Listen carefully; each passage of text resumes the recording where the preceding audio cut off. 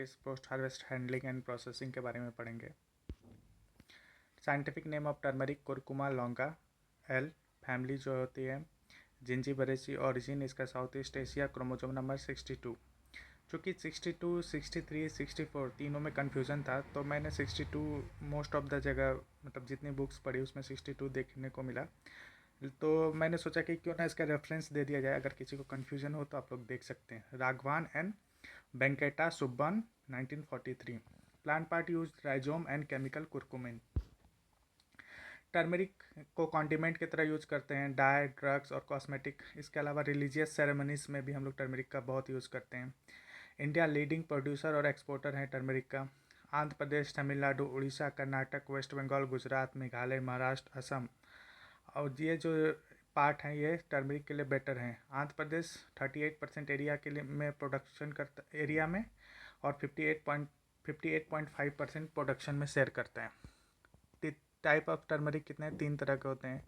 Cochin turmeric, kasturi manjal curcuma aromatica, east India arrow curcuma angustifolia, mango ginger curcuma amada. Climate और soil condition कैसा होना चाहिए? चूँकि ये डाइवर्स ट्रॉपिकल कंडीशन में ग्रो कर सकते हैं। 1500 metre MSL, temperature 20 to 35 degree Celsius, annual rainfall 150 centimetre. Rainfed और इरीगेटेड दोनों कंडीशन में ग्रो कर सकते हैं और pH 4.5 to 7.5। लैंड कैसे प्रिपेयर करेंगे? लैंड हम जनरली प्रिपेयर करते हैं मानसून के पहले। The soil sprout fine tilth to giving 4 deep ploughing. 4 deep ploughing लेंगे। Hydrated lime 500 to 1000 kg has to applied for laterite soil based on soil pH and thoroughly plot. होता क्या है कि जहाँ कि लेटेराइट सॉइल में जिस तरह की कंडीशन है, जहाँ pH कम है, उसको मेंटेन करने के लिए हम लोग क्या करते हैं? लाइम का यूज़ करते हैं। Immediately with receipt of pre monsoon showers, bed of 1 metre wide, 30 centimetre height of and convenient length, prepared spacing of 50 centimetre between bed. Bed जो प्रिपेयर करेंगे 1 मीटर चौड़ा, 30 सेंटीमीटर ऊंचा और दो बेड के बीच में जो स्पेस होगा 50 सेंटीमीटर का। चूँकि स्पेस इसलिए जाता है ताकि इस इरीगेशन या इंटरकल्चरल प्रैक्टिस आसानी से किया जा सके। प्लांटिंग कैसे रिज और फरो में करते हैं? अब देखिए, ICAR का IISR कोझिकोड केरला से जो रिलीज्ड वैरायटी है, जैसे Suvarna, Suguna, Sudarshana, IISR Prabha, Prathibha, IISR Alleppey supreme, IISR Kedaram. Tamil Nadu agriculture university Coimbatore से CO1, BSR1, BSR2। High altitude research station OUT Odisha university of agriculture and technology Pottangi Orissa से वैरायटी रिलीज्ड है। Roma, Suroma, Ranga, Rashmi, Surangi. ICR research complex for north east hill region Shillong Meghalaya में Megha turmeric 1। अब देखिए ये connect कर सकते हैं मेघालय से Megha. Tirhut college of agriculture RAU Rajendra agriculture university Dholi Bihar से राजेंद्र सोनिया। सरदार कृषि नगर दंतेवाड़ा एग्रीकल्चर यूनिवर्सिटी जागुडान से सुगंधम। केरला एग्रीकल्चर यूनिवर्सिटी त्रिशूर से कांति, शोभा, सोना और बरना।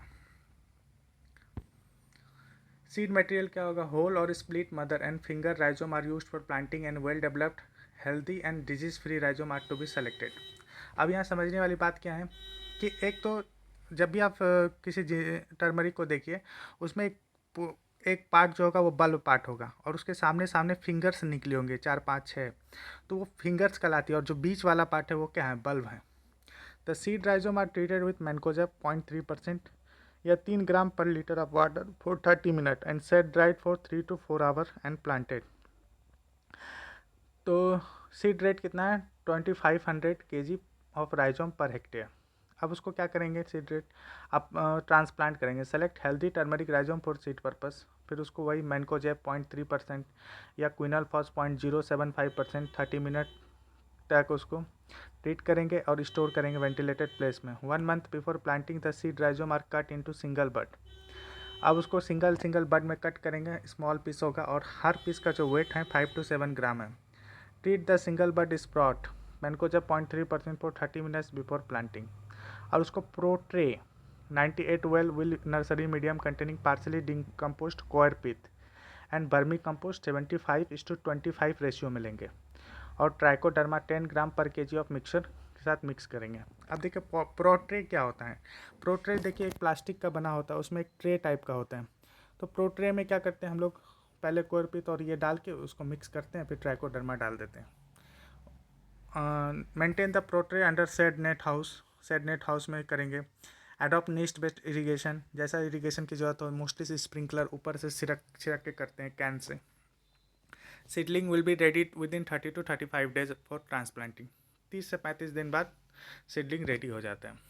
अब प्लांटिंग का कब करेंगे, ऑनसेट ऑफ मानसून मई जून में, लेकिन ये केरला में थोड़ा अर्ली हो जाता है, अप्रैल मई में हो जाता है। इसका रीज़न मैंने आप लोग को बताया था पहले वीडियो में। पीट स्पेसिंग क्या होता है, 25 centimetre into 30 centimetre.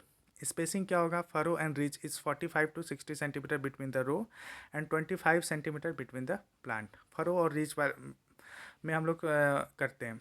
Manuring and fertiliser application क्या होगा, FYM 30 to 40 ton per hectare broadcasting method से डालेंगे। Oil cake 2 ton per hectare डालेंगे। NPK 60 kg, 50 kg, 120 kg डालेंगे। Integrated application of coir compost 2.5 ton per hectare होगा। Combine करेंगे। FYM bio fertiliser कौन सा डालेंगे, एजोस्पाइरलम, और half recommended dose of NPK is also recommended. The fertiliser is applied in 2 to 3 split doses. Split doses मतलब एक साथ सारा फर्टिलाइजर नहीं देना है, सो उसको 3 स्प्लिट डोज में देना है। Full dose of phosphorus is applied as special at the time of planting. जैसे ही प्लांटिंग कर रहे हो उसमें फास्फोरस का पूरा डोज दे देना है। फिर equal split of nitrogen and potassium is top dressed and 45, 90 and 120 days after planting. अब टॉप ड्रेसिंग मतलब प्लांट के पास देना है। And in zinc deficient soil में जहाँ जिंक की कमी है वहाँ 5 kg एक्स्ट्रा जिंक पर हेक्टेयर डालेंगे, जिंक सल्फेट के रूप में। तो जिंक की कमी को भी एड्रेस किया जा सकते हैं। प्लांट प्रोटेक्शन क्या करते हैं, लीफ रॉट है, इसमें सबसे मेजर डिजीज़ हैं टेफ्रिना मैकुलेंस, इसको कैसे कंट्रोल करेंगे, मैनकोजेब 0.2%। लीफ स्पॉट है कोलेटोट्रैकम कैप्सिसी, ये ब्राउन स्पॉट वेरियस साइज का अपर सरफेस और यंग लिस्ट में होता है। द स्पॉट क्या होता है, रेगुलर शेप होता है, वाइट और ग्रे इन सेंटर होता है। 2 या से ज़्यादा स्पॉट्स डेवलप हो जाते हैं, कोयलेस मतलब गुच्छे में। And form irregular patch covering almost the whole leaf, मतलब एक लीफ है, लीफ के कहीं अपर पॉइंट पे होगा, कहीं लोअर पॉइंट पे होगा, कहीं बीच पे होगा, इरेगुलर शेप में डेवलप हो जाते हैं। और अफेक्टेड प्लांट फाइनली ड्राई हो जाते हैं और उसमें राइजोम अच्छे से डेवलप नहीं हो पाएगा। इसको कैसे कंट्रोल किया जाए, कार्बेंडाजिन 0.5 kg पर हेक्टेयर, मैनकोजेब 0.2% या कॉपर ऑक्सीक्लोराइड 0.2% दे दें। राइजोम रॉट क्या है, पाइथियम एफिनिडर्मेटम। तो जो lower lips of infected pseudostem show yellowing and collar region of the pseudostem become soft and water soaked, resulting the collapse of the plant and decay of the rhizome। जो pseudostem के lower lips हैं वहाँ पे yellow colour का दिखना शुरू हो जाएगा और क्या हो जाएगा, वहाँ पे वाटर सॉक्ड रीजन हो जाएगा, और जिसके कारण क्या हो जाता है, राइजोम का डिके होना शुरू हो जाता है।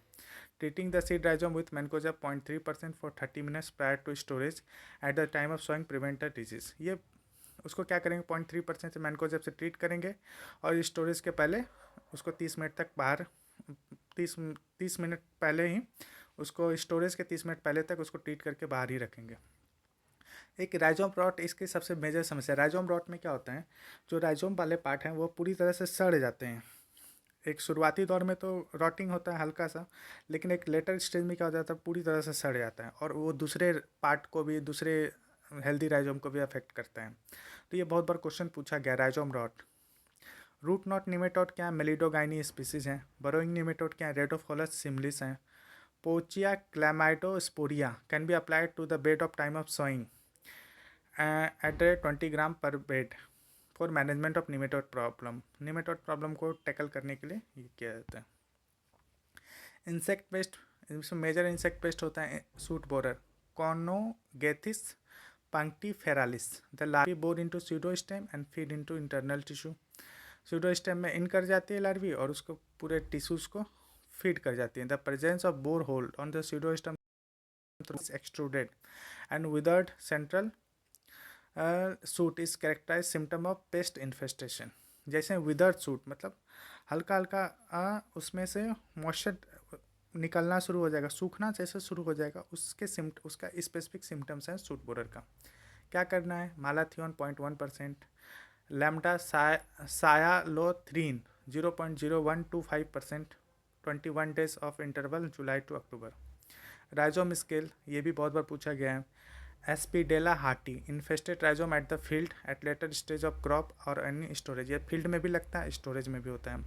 ये they feed on the sap and when the rhizome are severely infested they become shrivelled and desiccated, affected its germination. अगर इन्फेस्टेशन ज़्यादा होगा वो सिकुड़ जाएगा और सिकुड़ने के बाद जर्मिनेशन हो ही नहीं पाएगा। बिफोर स्टोरेज के पहले ही हम लोग क्या करते हैं, या तो वैसे जो ऐसे जो जिसमें सिम्टम्स दिख रहे हैं उसको हटा देंगे, या फिर हम क्या करेंगे, सीड मटेरियल को क्विनोल फॉस से अच्छे से ट्रीट करेंगे 0.075% 20 to 30 मिनट बिफोर स्टोरेज, या फिर before sowing in case of infestation persist. Store rhizome in sawdust along with dry leaves of Trichonos नक्स भूमिका। ये नक्स भूमिका क्या आता है, निमेटिसाइडल इफेक्ट देता है, जिसके कारण हम लोग क्या करते हैं, सॉडस्ट और नक्स भूमिका के साथ उसको राइजोम को स्टोर करते हैं।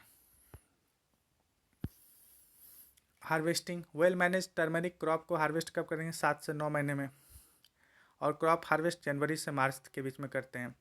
मैच्योरिटी कैसे पता करेंगे कि वो जो लीव्स होगा वो ड्राई होना शुरू हो जाएगा, light brown to yellow colour हो जाएगा। यील्ड कितना होगा, 20 to 30 टन पर हेक्टेयर।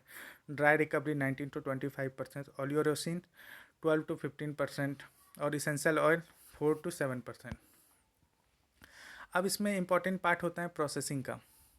अब वहाँ से फील्ड से जो हार्वेस्ट करते हैं उसको तो हम लोग डायरेक्ट मार्केट में बेच नहीं सकते, या फिर वो उसको जब तक हार्वेस्ट नहीं प्रोसेसिंग नहीं करेंगे तब तक हम उसको बहुत लॉन्ग टर्म यूज़ नहीं कर सकते हैं। तो इसके लिए सबसे पहले करते हैं बॉइलिंग। बॉइलिंग क्या करेंगे, boiling of turmeric is taken up within two 3 or 4 days after harvest. जैसे ही हार्वेस्ट किए उसके 3 से 4 दिन के अंदर ही उसको बॉइलिंग कराना है। बॉइलिंग से क्या फ़ायदा है, ये डिस्ट्रॉय कर देगा वाइटलिटी ऑफ फ्रेश राइजोम। उसका अवॉइड रॉ ऑर्डर, जो फील्ड वाला जो ऑर्डर मतलब सुगंध है उसको ख़त्म कर देगा। Reducing the drawing time and yield uniformly coloured product. अब क्या होगा, जैसे उसको बॉइलिंग करेंगे, बॉइलिंग करने के बाद उसको सुखाएंगे तो जल्दी सूख जाएगा, क्योंकि उससे मॉइस्चर उसके जो वाटर जो वो से निकल जाते हैं, और सारा प्रोडक्ट जो का यूनिफॉर्म कलर शो करेगा। Indications of the completion of boiling process are softness and easy breaking of rhizome when pressed between the forefinger and thumb and yellow interior instead of red one। अब कितना देर boiling करेंगे, तो boiling का एक stage आएगा इस point पे कि जैसे उसमें सॉफ्टनेस आ जाए, और जब भी उसको दबा के देखे फोर फिंगर और थंब से, तो येलो इंटीरियर के जगह हमको रेड दिखना शुरू हो जाए। ठीक है, तो ए इफेक्टिव कुकिंग टाइम इसका कितना समय रखेंगे, तो जनरली 45 से 60 मिनट, और 90 minute for mother rhizome is consider essential. Over cooking करने से क्या हो जाएगा, उसकी क्वालिटी ख़राब हो जाएगी। अब बॉइलिंग कर दिया, अब उसको क्या करना है, उसको सुखाएंगे। बॉइलिंग करने के बाद बॉइलिंग कैसे करते हैं, एक बड़े से, ये डिपेंड करता है कि हमारे पास कैसा कितना अमाउंट है, तो बॉइलिंग एक बड़े से कंटेनर में करते हैं, फिर उसको सुखाते हैं। Cooked finger are dried with the sun for spreading 5 to 7 centimetre thick layer on the drying floor. अब ये देखिए, जो लेयर है 5 से 7 सेंटीमीटर का होना चाहिए। नाइट टाइम में क्या होना चाहिए, मटेरियल को कवर कर देंगे। क्यों कर देते हैं कवर, क्योंकि नाइट कवर अब दिन में हो गया, फिर अगेन अगर रात में आप खुला छोड़ देंगे अगेन ये मॉइस्चर रिगेन कर लेगा। 10 to 15 days for the rhizome to become completely dry. 10 से 15 दिन में ये पूरी तरह ड्राई हो जाता है। Bulb and finger are dried separately and farmer take more time to dry. देखिए, बल्ब और फिंगर अलग अलग ड्राई करते हैं, क्योंकि बल्ब में ज़्यादा समय लगता है। अगर आप दोनों को एक साथ ड्राई करेंगे तो जिसमें ज़्यादा लगेगा आप एक ही समय उसको प्रोसेस आधा नेक्स्ट पार्ट के लिए भेज देंगे, तो चांसेस होगा कि उसकी क्वालिटी डिटोरिएट हो जाए या उसके सेल्फ लाइफ काफ़ी कम हो जाए।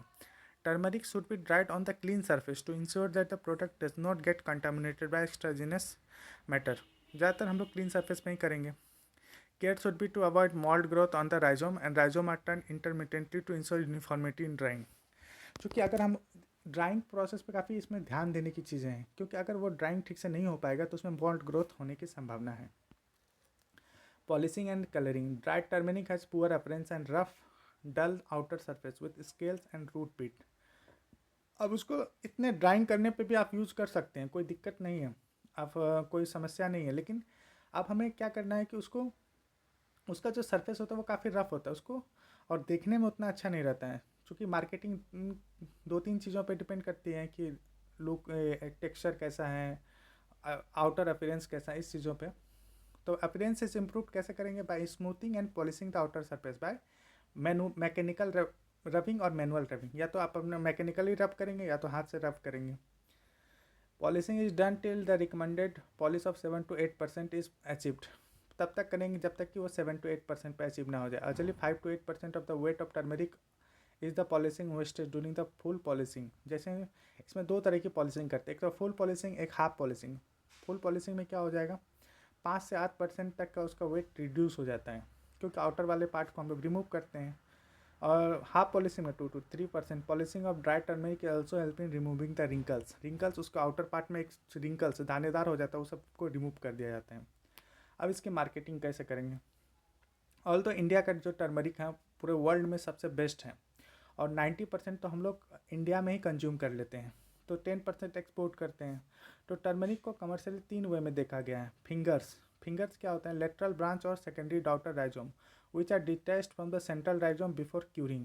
Finger actually range in size 2.5 to 7.5 cm in length and maybe over 1 cm in diameter. Fingers वही हैं। देखिए होता क्या है, एक जब भी आप इसके राइजोम को देखेंगे तो एक तो बेस वाला होगा, जो बीच वाला पार्ट होगा वो बल्ब होगा, और जो बाहर 5 फिंगर्स निकली होंगी अलग अलग टाइप का, तो लंबी लंबी चीज़ें रहती हैं तो उसको फिंगर्स कहते हैं। तो उसको अलग कर देते, उसी को फिंगर कहा गया है। बल्ब क्या है? जो बेस वाला पार्ट है, जो राउंड राउंड शेप होगा उसको बल्ब कहते हैं। सेंट्रल मदर राइजोम होता है। ओवेट शेप यानी थोड़ा राउंड होता है, ओवल नहीं होता, क्योंकि पूरी तरह गोल नहीं होता, कहीं ज़्यादा होगा कहीं कम होगा, लेकिन ऑलमोस्ट ओवल टाइप होता है। और shorter length having large diameter than finger से ऑब्वियसली बात है ज़्यादा डायमीटर होगी। Split or bulb then have been split into halves और quarter to facilitate curing and substitute. Split जो भी उससे बच जाते हैं उसको अगेन क्यूरिंग करते हैं। Thank you.